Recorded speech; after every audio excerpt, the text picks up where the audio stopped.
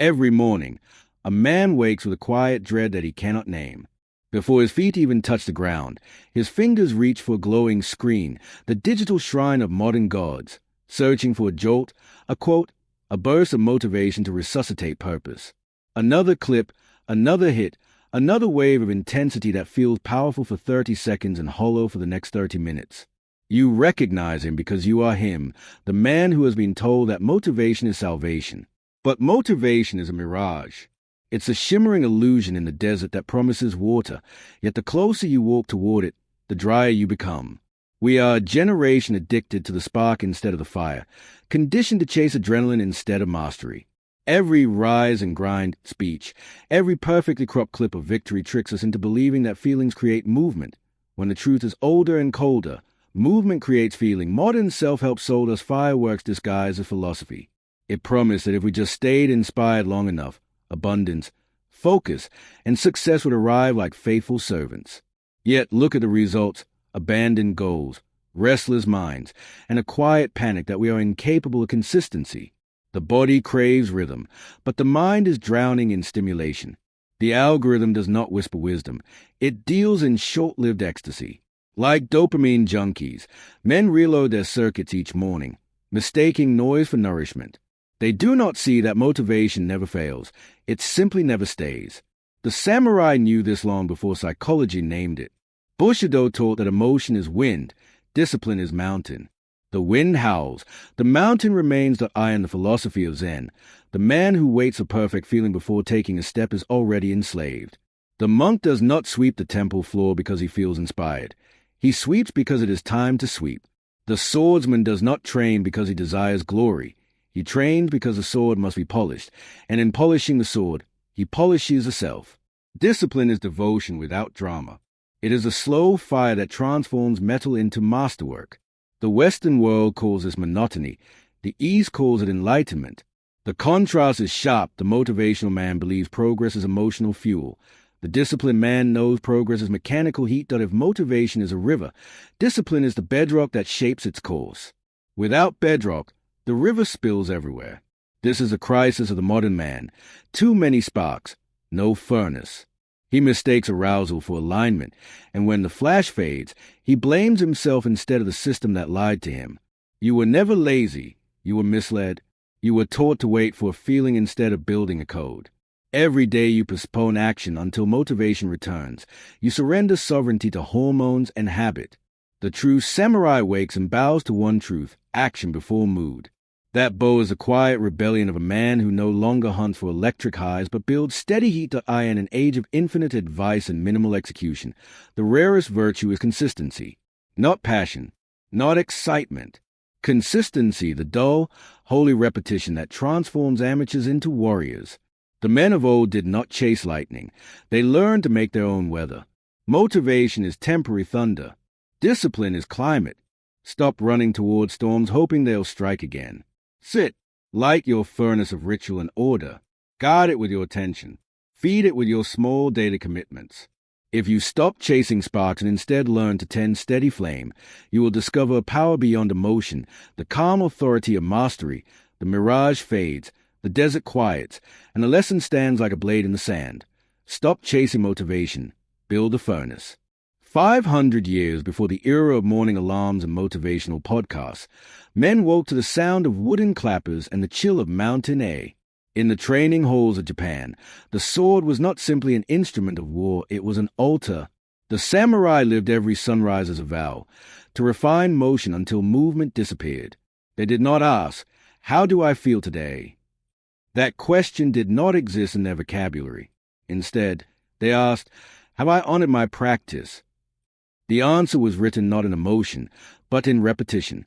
Their daily rituals, sword drills before dawn, silent meals, measured reflection, were less about combat and more about consciousness. Each stroke, each bow, each breath carved identity into the marrow. Modern man, weighed down by constant choice, has forgotten what they knew by instinct. Consistency is freedom in disguise. Miyamoto Musashi, the undefeated swordsman of 60 duels, left behind more than tactics.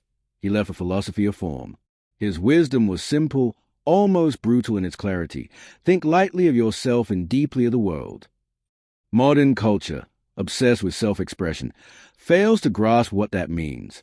For Musasha, discipline was not self-suppression, it was self-transcendence. When he practiced, he was not polishing ego but presence. By repeating the draw, the block, the strike until it became muscle spirit, not muscle memory, he discovered what science now calls neural wiring. The brain strengthens what it repeats. The samurai didn't need laboratory proof. They lived the experiment every day. Routines were not cages. They were scripts written directly into the nervous system. The more the body obeyed form, the freer the mind became. 3 word preserved their mentality. Kaizen, Shugyo, Hansei. Kaizen, endless improvement, glacial and invisible to onlookers. Western culture craves leaps. Kaizen celebrates millimeters. It is a craftsman sanding wood for the 1,000th time, knowing mastery hides in imperceptible progress. Shugyo, the austere path, practice transformed into pilgrimage. To practice while comfortable is ordinary. To practice through pain is purification. The samurai understood that the spirit softens when comfort rules it, so they sought edges, heat, cold, fatigue, anything that tested intent. Shugyo was not punishment. It was alignment with the truth that growth has a cost. Hansei, the art of reflection. Not overthinking, but sharpening. After the day's training, a warrior knelt, replayed his errors, and cut through self-deception. Reflection, for them, was not guilt.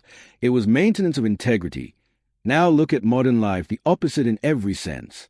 Kaizen replaced by shortcuts, Shugyo by avoidance, Hansei by scrolling. We treat emotion as authority, discipline as oppression. Yet the deeper you study their methods, the clearer it becomes they were the early neuroscientists of the soul. Repetition sculpts pathways. Stillness rewires perception. Every movement performed in awareness becomes a callus of character. A man who trains daily without waiting for feeling rewrites his brain's hierarchy. Emotion learns submission. Action becomes law. The world says, follow your feelings. Musasha whispers, train until feelings follow you. The way of the sword was not romantic fury. It was quiet precision. When they struck, the cut came from stillness, not adrenaline. Their form was meditation in motion. The sword was an extension of being, mind and blade indistinguishable. This was discipline as consciousness, the highest kind, where external ritual mirrors internal order. Compared to their focus, modern multitasking looks like madness. The samurai handled one thing at a time because the moment deserved totality. They believed that a divided man is already defeated, and their lives proved it. To live in that discipline was to breathe in rhythm with eternity. Their code, Bushido, was more than loyalty and courage. It was an architecture of mind built on habit, honesty, and continuous refinement. In that architecture, emotion had a role but never a throne. The mind served practice, not the other way around. Modern chaos cries that such rigidity kills creativity, yet the art of the samurai birthed poetry, calligraphy, and clarity itself. Constraint became liberation because form freed thought.so will look upon their legacy not as mythology but as instruction. Behind the armor was a pattern: wake, train, reflect, rest, repeat. No flair, no applause, no hashtags, only refinement. They trusted that over time, repetition would carve character as water carves stone. This is what our generation must rediscover: the sacred ordinary, progress without spectacle, depth without drama. The sword was never the point. The soul holding it was. Modern ears may call this discipline extreme, perhaps even cold. Yet to those ancient warriors, it was warmth, the steady heat of purpose. Their lives whisper across centuries. Freedom is not found in doing whatever you want. Freedom is born when every act has meaning. The next step takes us deeper into that paradox, the Zen truth that surrendering to structure creates the purest form of freedom. In a quiet temple on the outskirts of Kyoto, a monk rises before dawn to sweep leaves that will fall again tomorrow. The gravel path stretches before him like an unending task, yet his movements are unhurried, his breath calm, his eyes alive with quiet focus.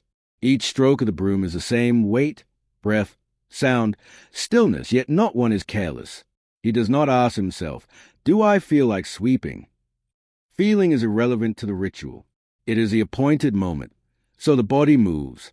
Where a modern man would search for stimulation, the monk searches for rhythm. That rhythm is his teacher. Motivation is a whisper he outgrew long ago. He moves like the tide, steady, inevitable, humble. The world calls this monotony, but in the silence between each motion, you can hear eternity humming. Zen teaches that true discipline is not struggle but surrender, surrender to the pattern that dissolves the self who craves reward. Mushin means no mind, a state in which action flows without the interference of thought or emotion. It is not mindless obedience, but mind refined beyond friction. The swordsman, the calligrapher, the monk all move through no mind, where presence becomes perfect precision. Western culture often mistakes this for apathy, yet it is the most alive state possible. To live in Mushin is to be empty of tension and full of attention. The monk sweeping the leaves is not detached from life. He is immersed in it so completely that the self disappears. He is a broom, the ground, the breath, a living circuit of awareness. Modern science stumbles upon the same discovery under a different name, the flow state. Brain waves slow, adrenaline steadies, and dopamine trickles in gentle rhythm. What the East called zazen, sitting in stillness, Western labs now label parasympathetic dominance, the calm that makes performance sustainable. The truth remains constant across centuries. Chaos blinds, stillness sharpens. Adrenaline may propel short bursts of power, but presence sustains entire lifetimes. The monk's heart rate, the craftsman's breathing, even the rhythm of a practiced sword strike all mirror the relaxed precision of flow. Calm beats intensity in the long game. Where hype burns, stillness builds, meditation, shikantaza, just sit, sound deceptively simple. There are no goals, affirmations, or reward systems. The act itself is a destination. For Zen, to sit is not preparation for life outside the cushion. It is life distilled to its essence. When you sit, thoughts come and go. So does desire. Eventually, the endless search for motivation is revealed as noise. The thinker melts into the doing, and the doing into the being. The line vanishes. To the man trapped in endless cycles of highs and crashes, this seems alien. Yet this is what you lose when you let your nervous system spin on constant stimulation. The ability to find completion inside repetition, though we are being taught that progress requires pressure, that movement demands emotional ignition. Zen observes the opposite. When the mind releases tension, the body becomes efficient. The man who needs hype to move will never outlast the man who moves naturally. The West glorifies sparks. The East cultivates coals. One burns bright. The other endures a night. The coals are method, ritual, breath, attention, slow heat that cannot be extinguished by mood. To live this way is to trust rhythm rather than excitement, presence rather than passion. Passion is a flash that arrives at the beginning. Presence is a quiet glow that remains when all noise fades. Imagine sweeping your own life as a monk sweeps his path. The distractions, a constant need for novelty, are leaves endlessly falling. The task is not to stop them from falling, but to continue sweeping. The broom is your practice, the path your mind. Each day you clear what has fallen, fear, doubt, exhaustion, not through grand gestures, but through simple returns. This is discipline stripped of glamour, repetition is devotion. The satisfaction does not come from completion, but from participation. Motivation says, begin when you feel ready. Zen replies, begin and readiness will follow. That is a rhythm of presence, doing without resistance, breathing without forecasting, living without endless self-management. When you embody that rhythm, identity dissolves into duty, and duty transforms into liberation. No more chasing sparks of enthusiasm, no more bargaining with moods, just a steady rhythm of someone awake. The monk finishes sweeping. Leaves still fall. The broom rests against the wall.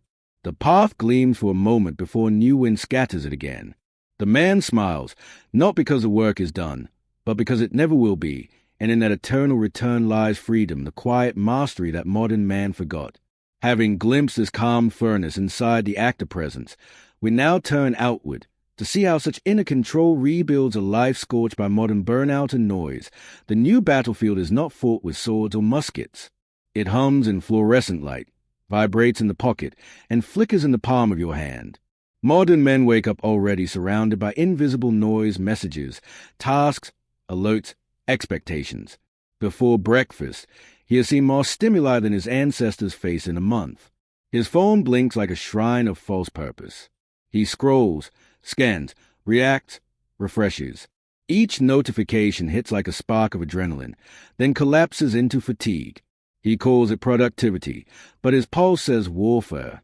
By noon, his mind is fragmented across 12 browser tabs, his dopamine spent on digital shrapnel. By night, he wonders why he feels empty despite being constantly occupied. This is not laziness, it is neural exhaustion disguised as ambition. The modern battlefield is a nervous system, and most men are fighting it blind. Burnout is not simply tiredness, it is disconnection from meaning. The body may still move, but the spirit drifts, dulled by endless motion without direction. The irony is cruel. We glorify the grind that slowly dismantles our capacity to care. The so-called hustle culture promised freedom through relentless effort, yet what it delivered was anxiety wrapped in achievement. This is not intensity. It is escape. Men chase motivation like a drug because they equate silence with failure. To stop feels dangerous, as if rest will expose how hollow the pursuit has become. Burnout is the body's rebellion against the tyranny of stimulation, a signal that something sacred has been misplaced. Presence. Meanwhile, every app, every system, every shiny productivity tool is designed to hijack the same circuitry the samurai once mastered through stillness. Where they train the nerves to remain calm in chaos, we train ours to panic at the sound of a notification. Their hearts slow before battle, ours race during breakfast emails. The samurai's stillness was preparation, our stillness is discomfort. The contrast is total. They temper their nervous systems like steel. We melt ours in constant fire. Neuroscience now confirms what Zen masters intuited centuries ago. Dopamine spikes triggered by novelty and social validation lead to dysregulation. A brain that craves stimulation cannot sustain satisfaction. Attention fatigue erodes clarity. Decision overload floods the cortex. Every swipe, click, refresh compounds a noise. The mind becomes a battlefield littered with half-finished thoughts and depleted focus. Picture an average Monday. A man rises after 5 hours of fractured sleep. His hand reaches for his phone before his consciousness fully returns. News headlines, messages, and reminders greet him like arrows. Coffee in one hand, scrolling with the other, he gulps information faster than he can digest it. Work notifications drop like shells. Meetings blend into each other. Music mutates into background haze. Digital tabs multiply like invaders. By afternoon, he isn't thinking, he's reacting to reaction itself. Anxiety masquerades as energy. By evening, he collapses into distraction, mistaking numbing with rest. The day ends not with peace but with depletion. No enemy has struck him. He has been slowly drained by a war he doesn't realize is fighting. This is burnout, the battle for focus fought and lost one notification at a time. Ancient warriors practiced mushin, the empty mind that sees without distortion. They breathed through the edge of tension until calm became instinct. Modern men sprint through tension as if panic were proof of purpose. But when the nervous system lives in survival mode, identity fractures. You stop creating, you merely cope. You chase motivation because it briefly mimics meaning, yet it only deepens the void. The modern soldier of ambition keeps reloading with caffeine and content, unaware that victory demands the same weapon the samurai wielded. Stillness thought we have mistaken motion for mastery, noise for necessity, stimulation for strength. Yet amid this frenzy, the path forward hides in plain sight. If modern life is warfare of distraction, then discipline must become our armor again. The same way the swordsman trained his hand to obey form, you must train your attention to obey purpose. If the battlefield has changed, the code must return the ancient due, the way, where order conquers chaos and steadiness outlasts overstimulation. Discipline is not instinct. It is an engineered climate. The samurai did not wake up each day negotiating with emotion. They built systems that made commitment automatic. They constructed furnaces, ritualized patterns that burn hot regardless of weather. In an age intoxicated by feelings, we must return to structure. Feelings fluctuate, systems sustain. If you want steadiness that outlasts motivation, build it, forge it, live inside it. The furnace you build becomes the architecture of your calm, the scaffolding of your power. Every disciplined man in history, from the swordsman to the monk to the craftsman, lived by a system. Emotion was a ripple, structure, the riverbed. Without a riverbed, no current can last. The first step is code. The samurai code as Bushido, the way of the warrior, but every man needs one. A personal code is not a list of goals. It is a compass made from conviction. Principles define action before emotion can interfere. Without a code, each new temptation drags you toward convenience. With a code, decision fatigue dissolves. Your path is already drawn. Define your non-negotiables, the values that remain even when comfort calls. Honor, clarity, restraint, truth, persistence, whatever anchors your character. When you know your code, you no longer chase motivation because your actions have meaning baked into them. You act not because you feel ready, but because this is who you are. The samurai didn't wonder whether courage was worth it. Courage was embedded in the code. A code transforms intentions into identity. Next comes ritual, the sacred mechanism of keeping the furnace lit. Ritual converts ordinary habits into vows. A man without ritual wakes to chaos. A man with ritual begins in alignment.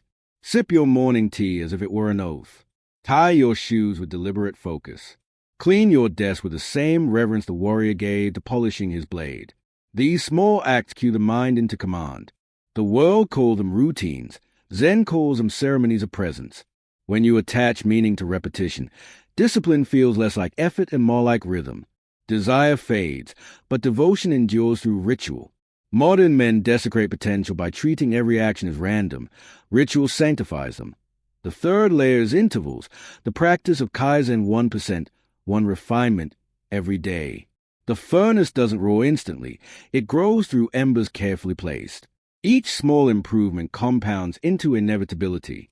One cleaner rep, one line written with more care, one decision taken without dithering.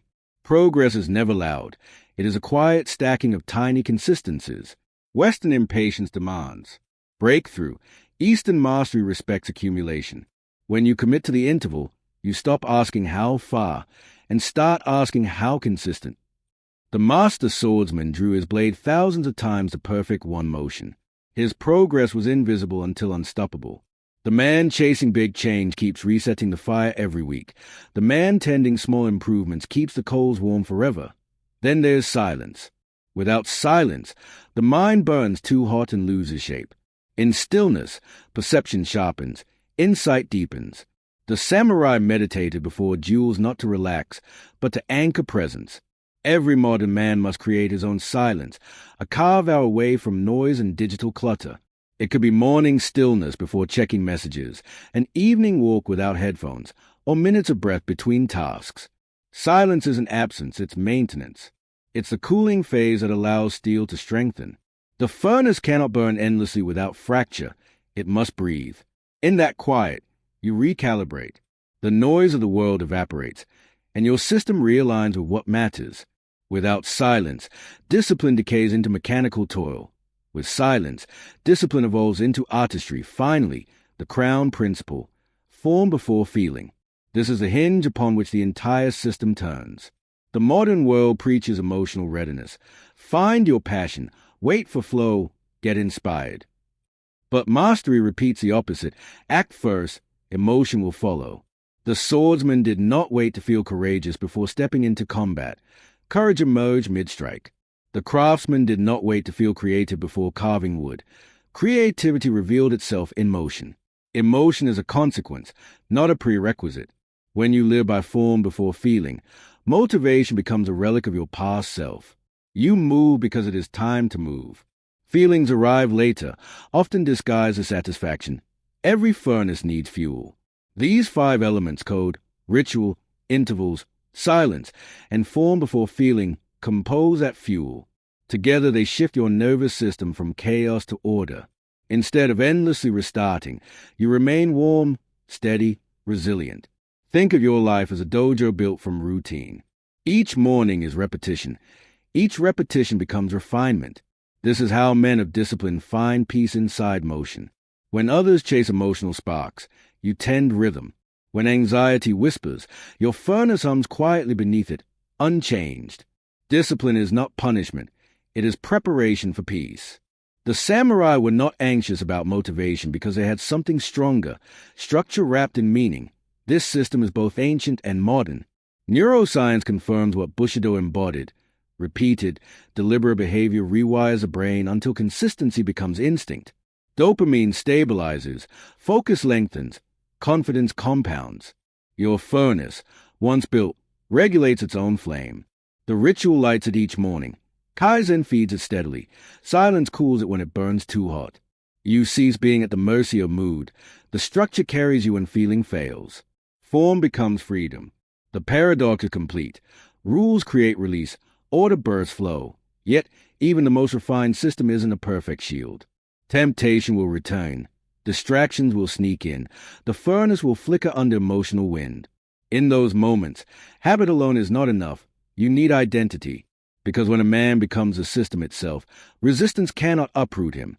To move from routine into embodiment, you must anchor discipline into who you are, not just what you do. The next step of the way begins there.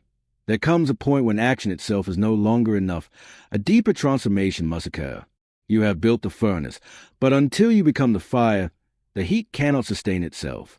At first, discipline feels external, a checklist, a schedule, a habit. You obey the system because you know it works. But mastery begins the moment obedience transforms into embodiment. The man who once forced himself to rise at dawn now simply rises. What was once a task becomes an instinct, and that instinct becomes identity. This is the evolution every practitioner must face, crossing from doing discipline to being disciplined. The samurai called this keiko, practice that becomes a path. Not practice for outcome, not training for reward, but training as a way of life, a declaration of self that I in the old dojos. A swordsman would sweep the training floor before his drills began. It wasn't menial labor, it was devotion in motion. He didn't need a teacher hovering over him, no applause, no metrics. The act itself said, I am a man who trains even when unseen. This simple ritual forged his identity every morning. It was not what he did, it was who he was becoming while he did it. Each bow, each repetition, was a quiet engraving on the soul. The modern man, without realizing it, starves to the same sense of solidity. We live in an era of shape-shifting selves, profiles updating daily, moods rewriting direction. But the practitioner is different. He solidifies day by day through the grind, through the rituals done with no audience. Reputation is public. Identity is private. The strongest man serve the latter first. Psychology calls this identity-based behavior. Belief precedes performance. If you tell yourself you are disorganized, your body confirms it. If you declare yourself disciplined, every choice begins to respect that declaration. The samurai didn't rely on slogans. They became living mantras.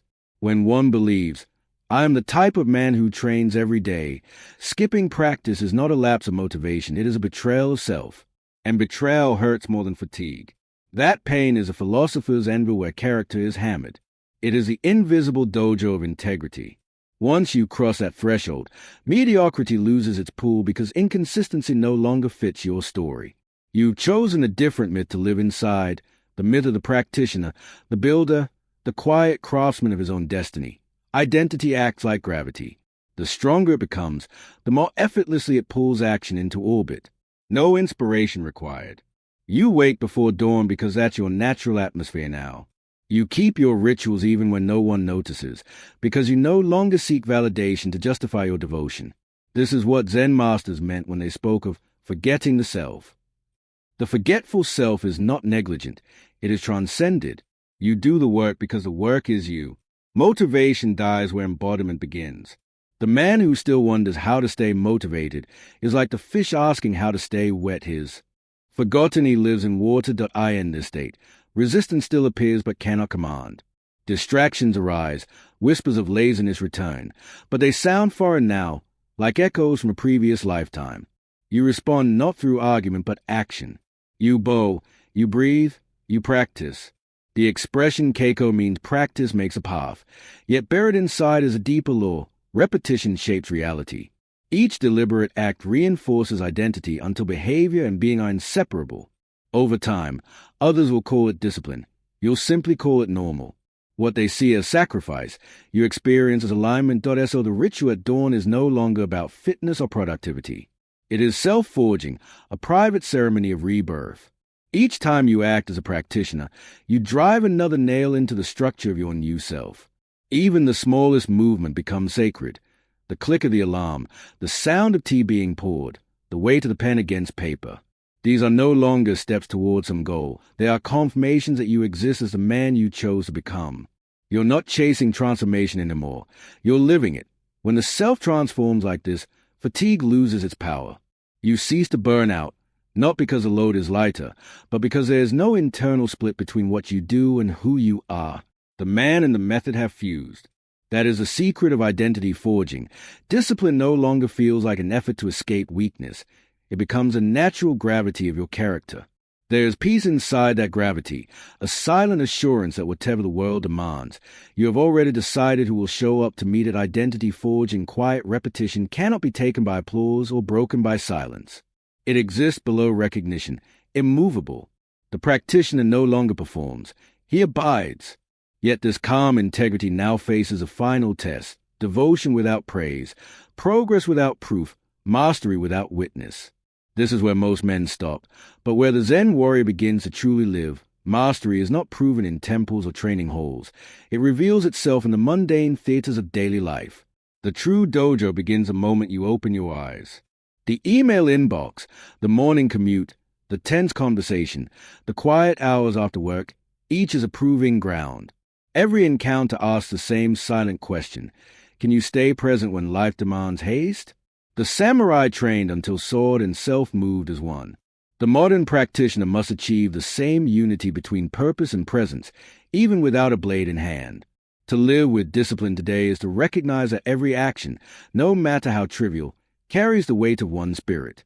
There is no separation between the sacred and the ordinary once the fire of practice burns within you. Picture a swordsman polishing his blade, then replace the blade with a keyboard. The motion is identical, focus, repetition, respect for the tool, attention sharpened to a point. Across centuries, the gesture stays the same. The coder at dawn, fingers steady against the hum of code, follows the same rhythm Musasha once followed in the stillness before a duel. The father guiding his child with patience is training the same discipline as a warrior who withheld his sword until the moment demanded. The athlete breathing before the start, the craftsman sanding the final edge, the leader pausing before he speaks, all live Bushido dressed in modern fabric. Action becomes art not through flair but through fidelity. What once required conscious effort now flows untouched. That is Mushin reborn, the no-mind of Zen returned through integration. You no longer calculate each movement. Your behavior blooms from character, not control. The tension between planning and spontaneity dissolves, and what remains is grace. Where once you force focus, now focus arises naturally. This is the hidden gift of years of consistency, freedom without indulgence. Society sells freedom as the absence of constraints. Mastery teaches it as the alignment between inner law and outer life. You no longer need to choose between discipline and ease. They are facets of the same calm. When this harmony takes root, beauty returns to function. The old masters spoke of shibumi, effortless elegance born of deep discipline. A sharpened sword was beautiful not because of decoration, but because it embodied precision. In your own life, simplicity becomes strength. Fewer wasted words, fewer rushed judgments, fewer scattered movements. You begin to sense the rhythm behind ordinary existence, the pulse of your breath while writing an email, the quiet precision in making your coffee, the unspoken empathy of listening without distraction. Every act becomes an extension of training, every space another dojo. There's a quiet pride in this way of living, a dignity that needs no performance. You work cleanly, you speak sparsely, you move with intention. The external world still storms around you, but inside, the furnace hums steady. This is what Bushido meant beyond warfare: composure in conflict, honor in simplicity, peace through deliberate motion. The man refined through discipline doesn't need to announce his mastery. The world feels it in his presence. Conversations slow around him. Rooms seem calmer when he enters. The energy of steadiness transmits without words. His presence is his proof.in, the dojo of the everyday. Failure is simply another form of feedback. Distractions test awareness. Emotions challenge equilibrium. Noise begs for reaction. Yet every challenge becomes an invitation to return to the rhythm. You are no longer trying to win each moment. You are simply practicing your art in real time. The old master once said, "The way is in the practice." That line breathes again here, in the hum of laptops and the rush of cities. The path is no longer a distant mountain temple. It is a kitchen table, the morning journal, the moment you choose patience instead of irritation. Discipline, once internal, now moves through you like breath. It is not something you switch on. It is who you have become. That is a quiet revolution, the transformation from rule-following to rhythm living. You began as a seeker of motivation, forged yourself through structure, and now carry the calm of a warrior disguised as an ordinary man. Once, life was scattered and effort painful. Now, each movement is deliberate and free. The journey has come full circle, from fight to flow, from searching to being. The transformation is clear, once motivated, now grounded. The final step is to forge words into vow, to seal this identity with a declaration only you can write. The journey began with a man chasing motivation, lost in the endless flicker of sparks. Every flash felt like progress, every burst of emotion a sign of purpose. But sparks were never meant to be followed. They were meant to ignite something deeper. Now, standing at the end of the path, the truth is unmistakable. Motivation was never the answer. The furnace was. You are no longer the seeker hunting for feeling. You are the craftsman tending form. The same world remains, the noise, the pressure, the seductive promise of shortcuts, but the man walking through it is different. His eyes are steady, his pace measured, his presence unmistakable. What once felt like confinement now feels like freedom, because discipline has replaced the chaos of choice with a piece of consistency. You have crossed the greatest threshold possible, from feeling to form, from excitement to consistency, from motivation to meaning. The old self wanted to feel alive. The new self simply lives awake. You understand now that motivation makes you chase, but discipline makes you arrive. You no longer care for sparks of excitement. You have learned to build fire that endures. You no longer depend on the whims of emotion. Your form, your system, your silence, they carry you forward. Those who dwell in impulses burn out quickly. Those who build rhythm outlast them quietly. The samurai knew this, the monks repeated it, and every disciplined man since has proved it true. Freedom is form mastered. Discipline was never punishment. It was a structure that allowed power to move freely through you. Each repetition, each inhale before action, each quiet dawn of effort, these were not small tasks. They were the slow forging of identity. When a man lives by code, every ordinary moment becomes sacred. He is no longer waiting for perfect opportunity. He is building eternity through pattern. It's not the scale of the act, but the integrity within it that counts. Sweep the floor with awareness. Speak with precision. Rest with intention. Eat without rush. Work without waste. Live as if every motion were a signature on your spirit. Now comes your own declaration. Not of goals, but of practice. Not of what you want to achieve, but of how you will train when no one is watching. Write your code of practice. Line by line, define your ethics of behavior, your creed of conduct, your rhythm of excellence. Speak it aloud to the silence. Feel the weight of those words settle into your bones, because that code, if honored, becomes the invisible armor that no chaos can pierce. The world does not need more men who wait for motivation. It needs fewer men who cannot be moved by its absence. The code you write is your furnace kept alive. It is your oath to form before feeling, consistency before excitement, meaning before motion. So close the loop. Return to the breath. The sparks will always dance around you. Other men will still chase them, still confuse transient excitement for transformation. You will choose differently. You will walk calmly into another dawn, guided by the furnace within. The notebook closes, the words ink like promises. You breathe once, the breath heavy with resolve. And in the stillness, there's a bow not to success, not to pride, but to life itself. Because now you know what the men of old understood. The way is not to chase the light. The way is to become the flame.